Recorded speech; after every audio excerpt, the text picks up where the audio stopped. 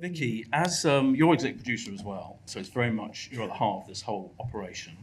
Do you feel the kind of the stress of having to outdo yourself each series? Because series one began with an incredibly explosive, pardon the pun, opening. Series two was unbelievably tense with the standing on the explosive device, and series three you got the gas device and bombing the taxi. It does feel like it's outdoing itself each series. Yeah, I mean you've got to feel that pressure because you want it to be great.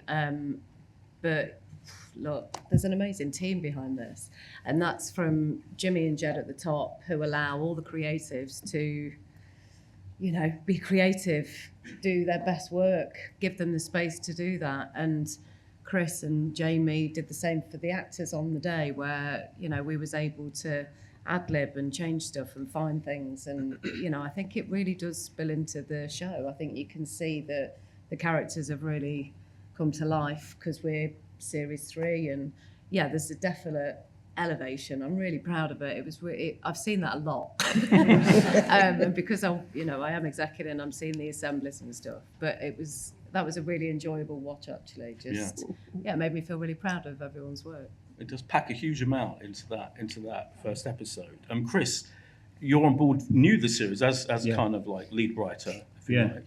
How did that feel? And did you feel the pressure again to live up to the previous two?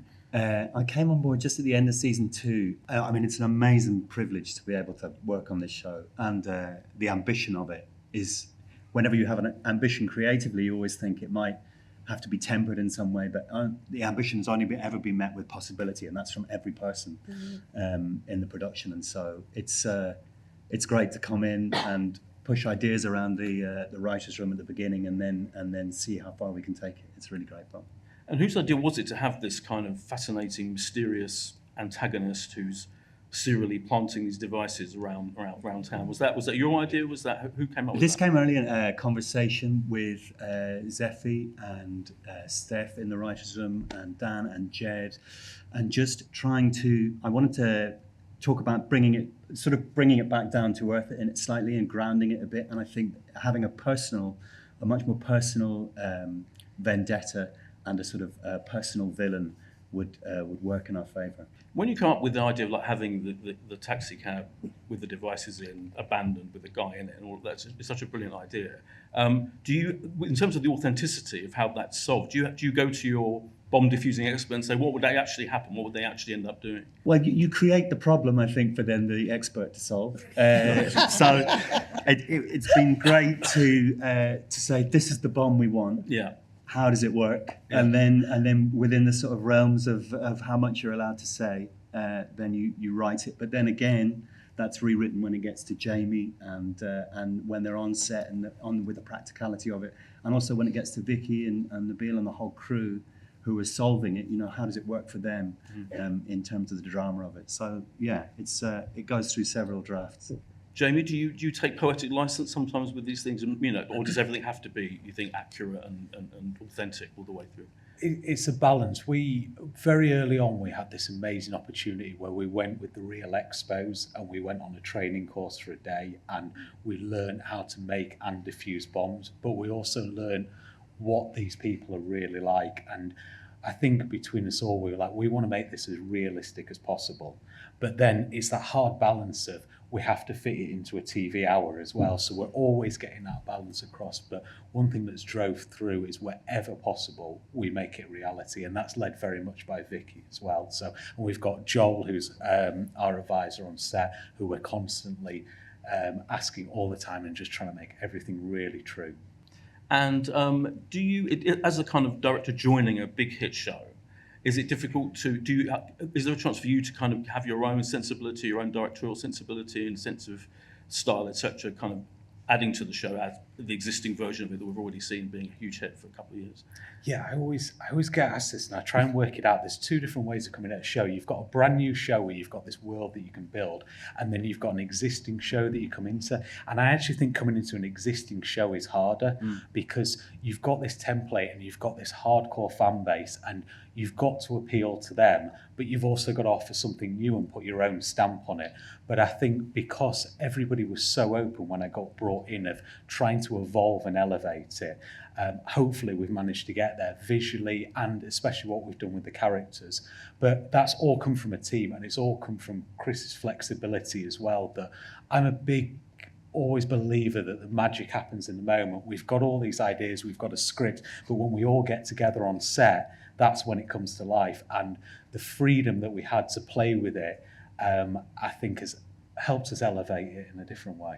That first shot, I just kind of seeing it again, I was reminded of you. You're kind of staring up into camera, which is such a kind of really interesting way of starting the series. Whose idea was that? Was that in the script? That Or was that Jamie's idea. No, he's so good. He's good, man. But I remember it because it was one of those like, oh, we're going to do this scene. And I was like, what scene is this? Like, I couldn't find it in the script. And then he just said, when I say look up. And I was like, okay. And then I saw it and I was like, that's amazing. I think it was at the end of the day, wasn't it? Yeah. That was when we were filming the taxi stuff, and it was just it was so bad, the weather on that day. It was like 4 days of hell of filming, and we were like, how can we open the show? And then I just said to Christian, the producer, I was like, I've got this idea. Should we open in this way and lean into the tinnitus and set a bit of mystery to start with? And Christian was like, yeah, let's just do it. Let's shoot it. And it's very rare in TV that you get people on board with it and saying, yeah, let's give it a go. And sometimes things just naturally land and happen. So, It's kind of quite startling, that opening, isn't it? Yeah. But it does underline what's really interesting about this. I think even more than ever, we see Lana, her kind of home life and her struggles and what she's dealing with, lots of issues, kind of mental health issues, self-medicating, as we're seeing, and there's tinnitus. Yeah. So how's it kind of going on? All of that, was that a conscious decision on your part? You wanted to have more of that and how this job affects people, really? Yeah, I mean, I think, having what's happened to her over the last 2 seasons, we had to do it. It was like, it was a no-brainer.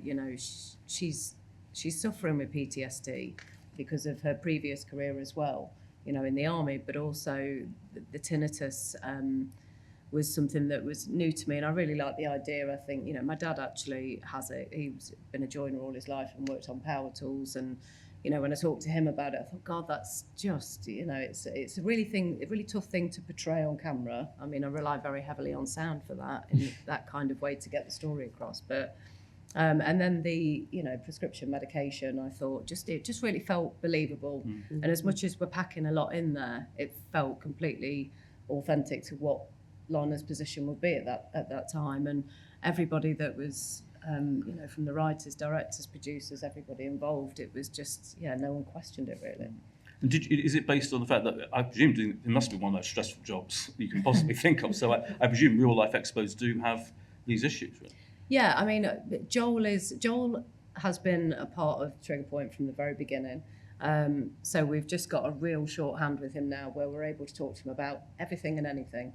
And the way in which we shoot is so out of sync and here, there, and everywhere that just having him on hand all the time to talk to him about whether it's a device, an emotion, a situation, he's been incredible. Everyone would agree, like just being that open with us. So yeah, we've all leaned on him, from the writing to the acting to the technical stuff. It's just been to have that kind of real information, and you can't base anything off one person's experience, but you can get a flavour for it. Nabil seems to be in a quite positive place this series, I would say. Yeah, well, he appears that way so far. I mean, he's divorcing, but he seems very happy about that. Well, he's certainly convincing himself of that. Yeah, I mean, it's been wonderful to kind of have the opportunity to see some of his life and, his backstory and the things that he's coming to work with. And certainly, as everybody said, there's been an elevation in terms of the characters. We feel like we have kind of landed with each other now. That we kind of all play our positions on the pitch, and I think that's really lovely. It feels like, the core group who've been there from have got more to do. We see more, not so much in this episode necessarily, as an episode's coming up, you get some quite juicy stuff to do. Is that, when you're looking through the scripts, you go, this is going to be good. I'm like, we need more. Christian! Yeah, I think the emails helped. But no, in all honesty, it feels that everybody understood that the strength was in the kind of collaborative thing. And they were very open to ideas. They would listen and genuinely listen, not just listen and say no, and that's been wonderful. So just echoing what people have said. It's been a collaborative experience. Vicky was talking about how often you do improvise, and you can improvise if you want. Is there scenes in that episode that had? I can't remember, but I do know that Kieran would consistently mic me even if I didn't have dialogue because he said I was the ad-lib king. I just love improvising, and I think it's okay. Yeah, definitely. Yeah. Eric, Danny is married now, and has that changed him? Do you think has kind of affected his professional outlook as well as his personal outlook? I mean, naturally it would. I think it's elevated the stakes for him, and his priorities have probably changed. I think if anything, it just gives more for him to play. There's more at play, and it impacts the relationships at work because most situations are either life or death, as you can imagine, or as you've witnessed. And I think that him being still quite young and not quite sure as to where to place his focus is part of the through line, which was amazingly created by Chris and everybody in the writers' room, and then pictured by Jamie. I think it's a privilege to be able to watch that grow and have the opportunity to kind of indulge in that a little bit. And it runs concurrently with my own life. Not that I'm married, but I mean... I was about to say what? When did that happen? Breaking news. Why weren't we invited? But just with decisions that are kind of made in and around that kind of period of someone's life. So the decision between, should I continue here? Should I step away? Should I focus on my wife and what she says is... I think it's a nice through line and suitable to somebody of my age and circumstance. Because he is ambitious. We find out. I've seen more episodes. I think in episode 3, we really learn more about his ambitions. In life. Yeah, we see his ambition. Yeah. And what's interesting is the two of you clash quite a lot from that episode onwards, and there's some really interesting scenes between the two of you where I wouldn't say you're exactly supportive of your colleague. Lana, not me. Lana, indeed. No, you're right, and we welcomed that because Lana's a really tricky character. She's a closed book, and she doesn't want anybody's help. She doesn't want anyone to see her weakness, and especially these two. These two actually do know her and can see that she's suffering in some ways. So yeah, it's been great, and all of us, like Nabil was just saying, yes, I get a chunk of the work, but I love now that it does feel like Trigger Point's really coming into its own within the team, and that we need to spread it out because the audience want to see more of everybody in that regard. And how's it for you arguing with Vicky on? Oh, I love it. Yeah. I love it. I think I say that because we have such a great relationship off camera that I think to play that on screen is one dimension, but to explore the difference in opinion and desire and watch the conflict kind of play out on screen is probably more interesting because of the foundations of our relationship, like between the three of us. And I just think it makes for more interesting TV when people have two different wants and they're bumping heads. That's the element of story. It's why we watch TV. And again, it's very safe working with Vicky and Nabil because they're top actors and class professionals. So I'm just really, this is just a great internship, guys. Jason, you're the newbie to the cast. How does it feel? It's nice to be called a newbie. It's all new to you. We don't see that. We don't hear that much of you in episode 1 or 2. In fact, you're the strong silent type for sure. How is that? Do you quite enjoy the fact that it's strange because there's it's like no dialogue? When you have a character like that, it's quite it's a sort of cinematic trope to not reveal who the baddie is, and when you reveal him, you kind of want it to be Jeremy Irons, not the bloke from Seed of Chucky. But within that, it's great because it's that idea of Jamie and me are great mates and we've worked together a load, and so it's trying to find a way of like showing the character without showing the face, and that's fun to do, and we had a great laugh and great fun doing that, trying to work out how to tell that story without actually seeing the face. So yeah, it was cool. I loved it. It was really good, and obviously not too many lines to learn in episode 1. You haven't got that much dialogue from the first half of the season, yeah. But you get more, I guess, as it goes on, you explain a little bit more about what he's up to and what his motives are, Yeah, etc. I mean, he's the product of a sort of capitalist system where, profit before people, and he feels he has no voice, and so he decides to take revenge on the world. And it's interesting because I think with telly nowadays, it's very blurred, and the relationship with Vicky becomes very blurred because she understands his predicament, doesn't approve of his methods, obviously, but it becomes really interesting, that relationship and what Wiles's battle against the world is. So it's cool. You do play a lot of bad guys, don't you? I mean, how many? What do you know what that is? Do you like the fact that you There's a mad kind of not mad, she's lovely, but there's a sort of agoraphobic fan of mine who's put together 56 deaths in a row. And I don't think that's even all of them. But yeah. What, murders that you've committed? No, me dying. You dying? Oh, okay. Because I'm always the bad guy. But so yeah, it's I don't know why that's happened. I don't quite know why that's happened, but it's fun. It's a very diverse spectrum being a bad guy. So I'm enjoying that whole journey. Yeah. Chris, I'm kind of most. There's a lot of set piece moments going on in the show. We've seen at least 2 in that first episode. Yeah. What is it like writing those? I always think, what's it like writing action and kind of? You've got car chases coming up. You've got all sorts.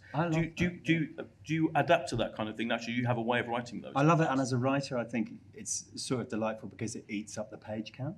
Because you're just like, oh great, that's 15 pages gone. Right. So if you get into a vein, a sort of slight adrenaline kick, and you just blaze on the writing, it's really enjoyable. Yeah, to really think it through and then to see it develop again is amazing. And when you've got the cast established, is it easier now to write for them because they've been in it? Certainly the guys who have been in it from the start. I mean, it's easy to write for them anyway. They're all great. Yeah. So it's great to have the characters established and to widen that world and to feel like we invest a bit more in the family of it. I think is fantastic. And Jamie, there's an incredible amount of action coming up in not only in what we've just seen. There's a car chase, I think, in episode 3, which is really exciting. There's a scene on the tube. Now, whenever I see a scene which is kind of like a chase, it looks so real. I always think, did you get permission to film on the tube? How does that work?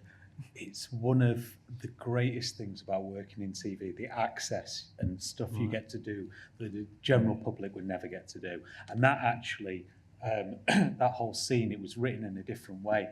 And one of our location managers says, I think I can get access to the tubes. I rang Chris, I was like, how do you fancy doing this on the tube? And he was like, yeah, let's do it. And there's actually, I can't say which station, but there's a station in London, and you go downstairs and there's a secret door, and you open up and there's an entire abandoned tube station under there. The bank. I'm going there now. He's the villain for a reason. That is too good.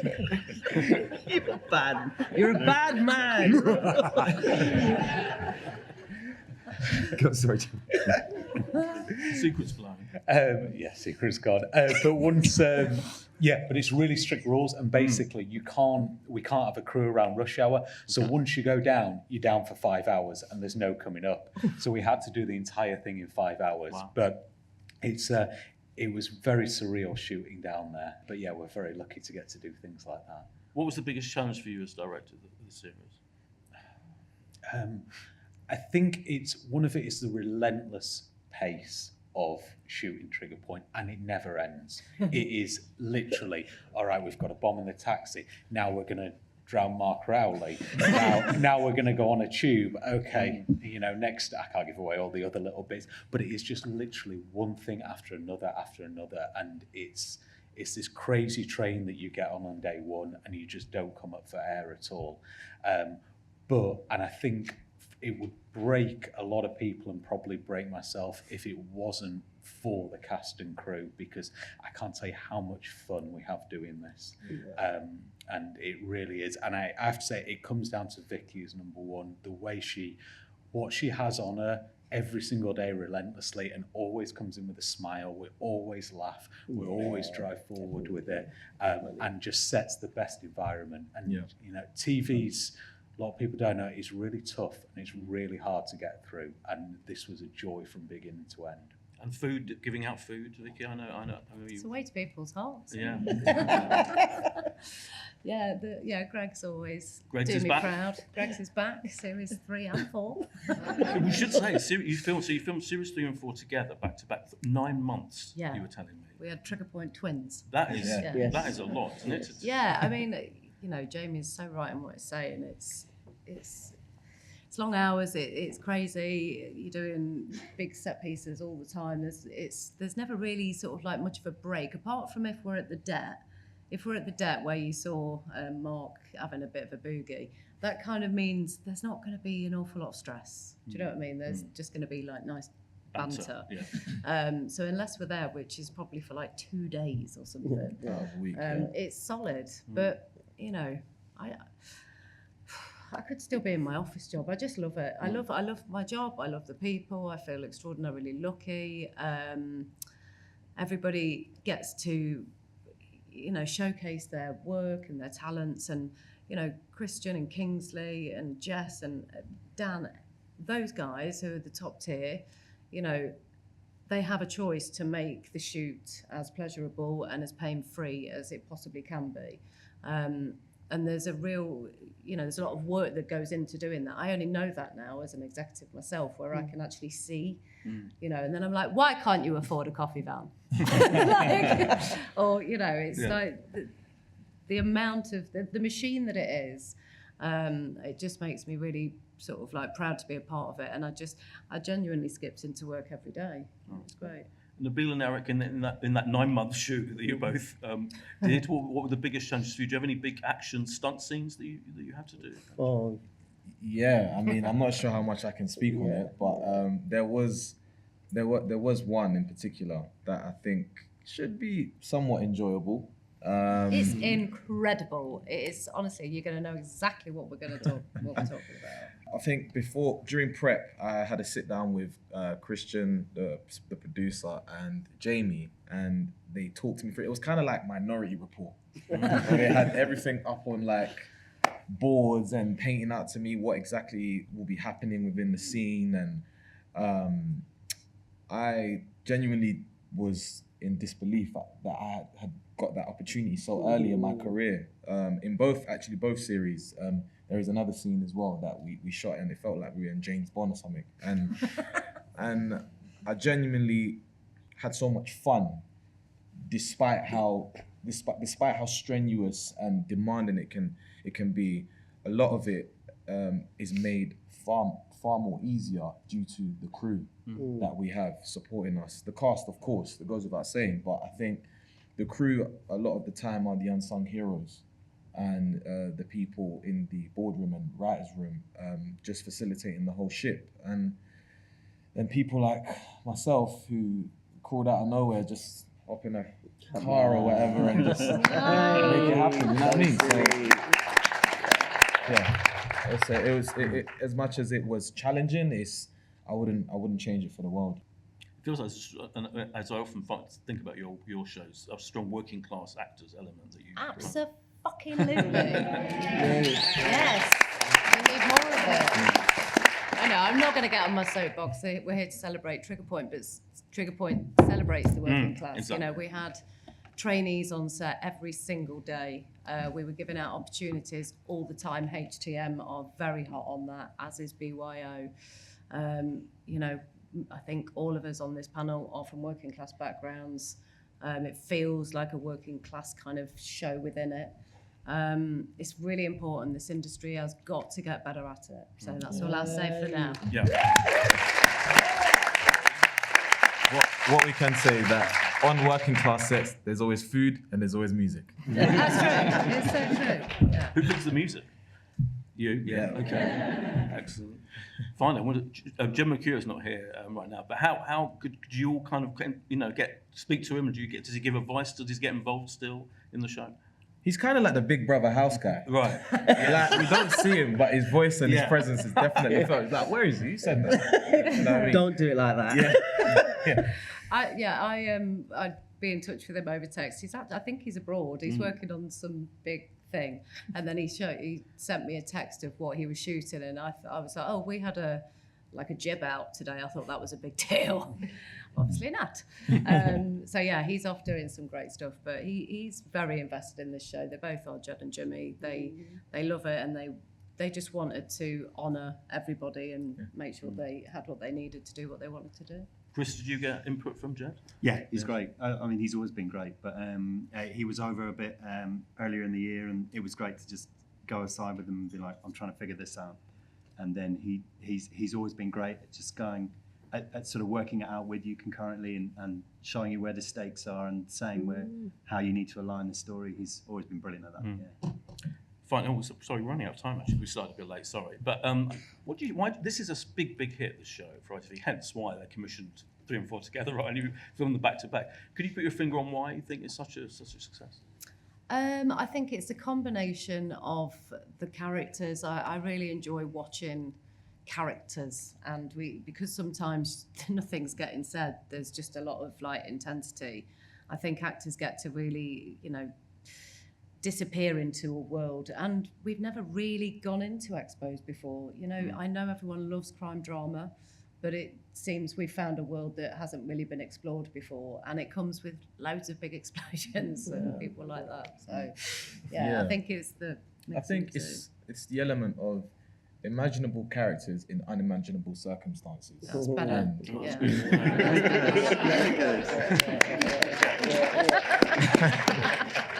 And watching, the emotions that we feel as human beings kind of transpire on TV or on screen, and I think that the journey is what we become invested in when it's character led. And I think credit again to the writers and everyone else that's involved in that department.